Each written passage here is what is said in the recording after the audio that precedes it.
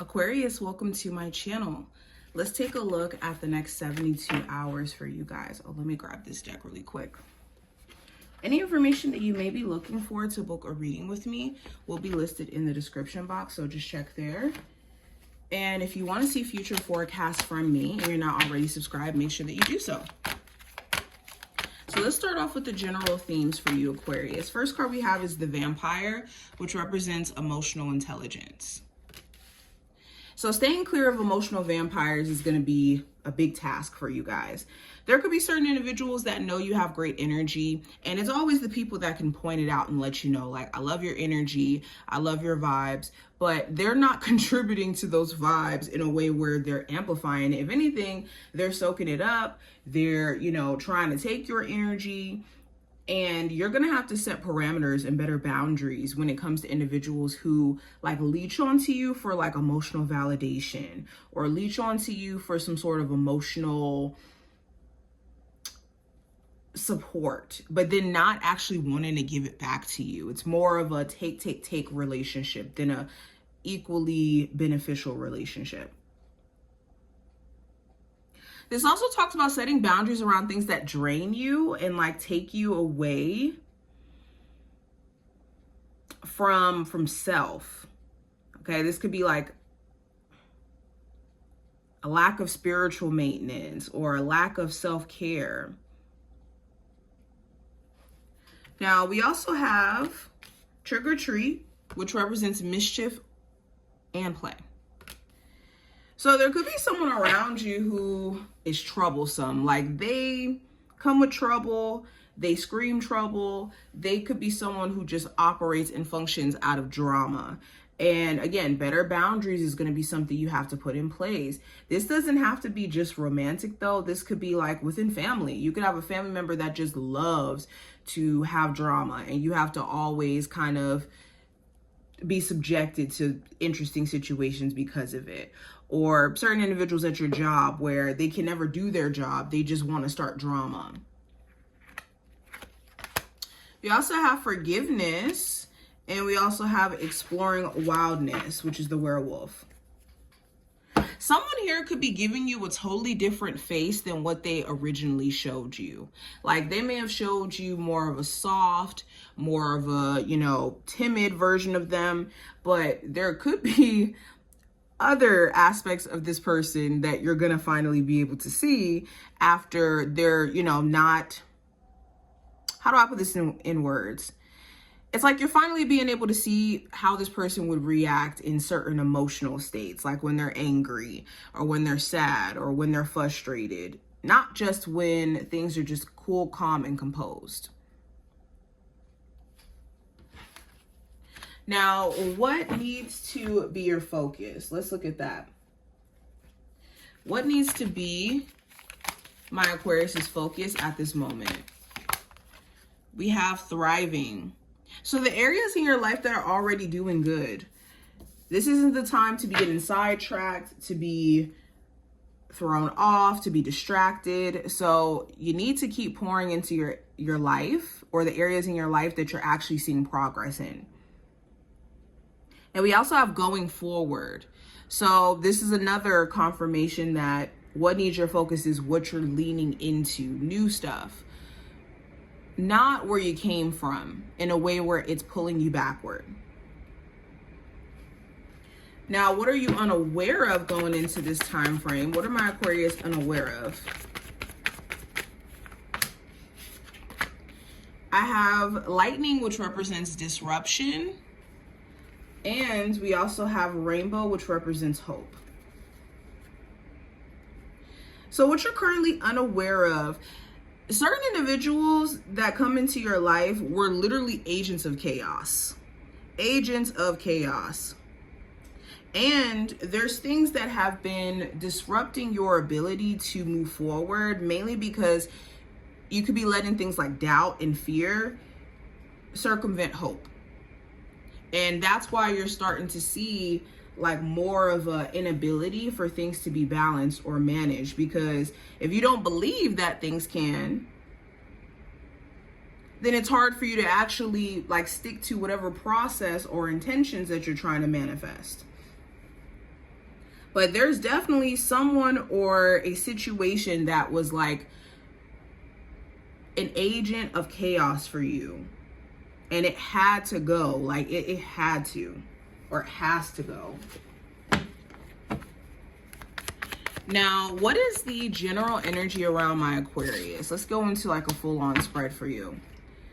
I have the Three of Wands.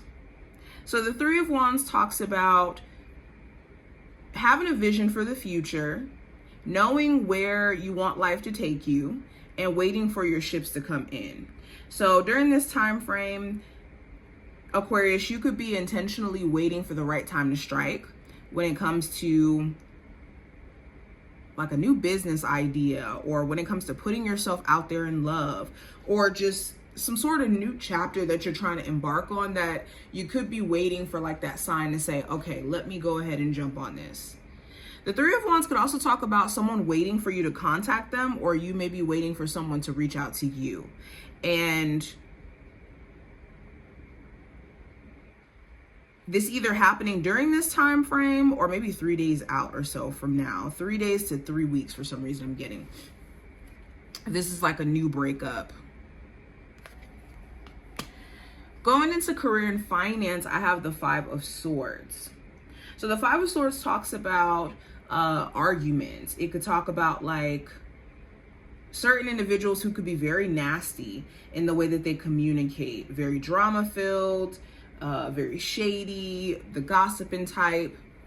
The Five of Swords could also talk about us sometimes self-sabotaging, where we could know that we know what to do, we know that we could be successful, but we talk ourselves off the ledge when it comes to opportunity because of fear. So this time frame is going to be about getting out of your head and just sticking to the process, and not letting personal stuff in your personal life affect your financial life. Because the Five of Swords is, you know,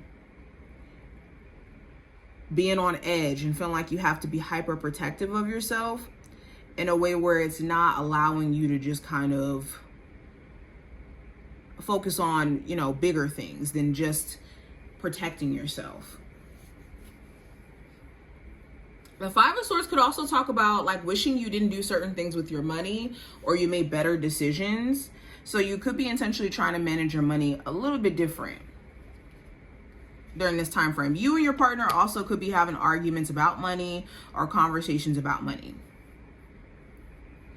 Now,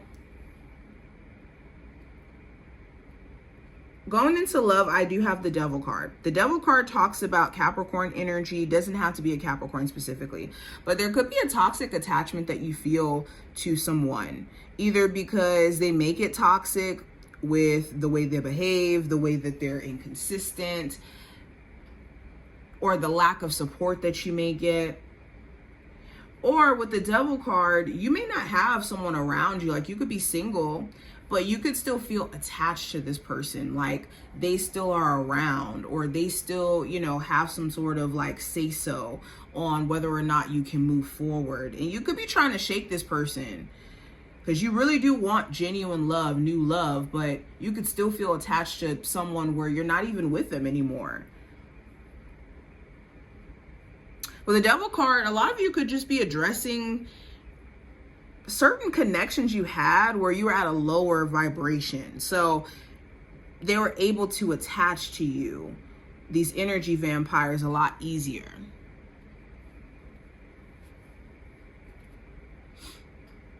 Now, for others of you, there could be someone you're dealing with where their circumstance is toxic. They could have a toxic family situation and it affects the way you guys deal with each other. Or they could have a toxic way of thinking or way of doing things. When they get mad, they get real upset. Certain things they may need to work on that you're asking yourself, do I even have the patience for this? For my singles, there could be someone you have an intimate relationship with, but you could realize that they struggle with emotional vulnerability.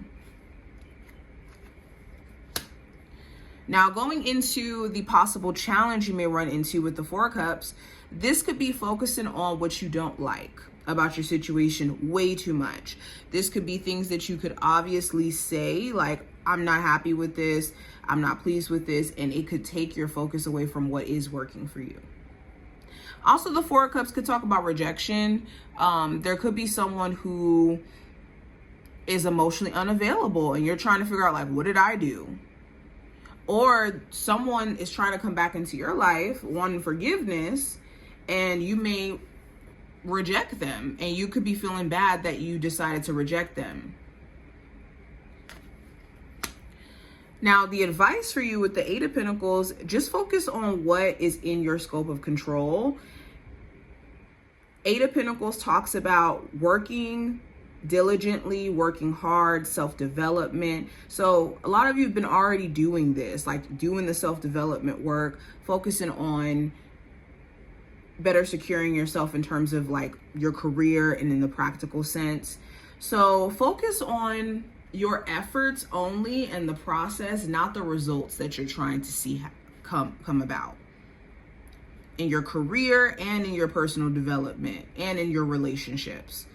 Focus on the process.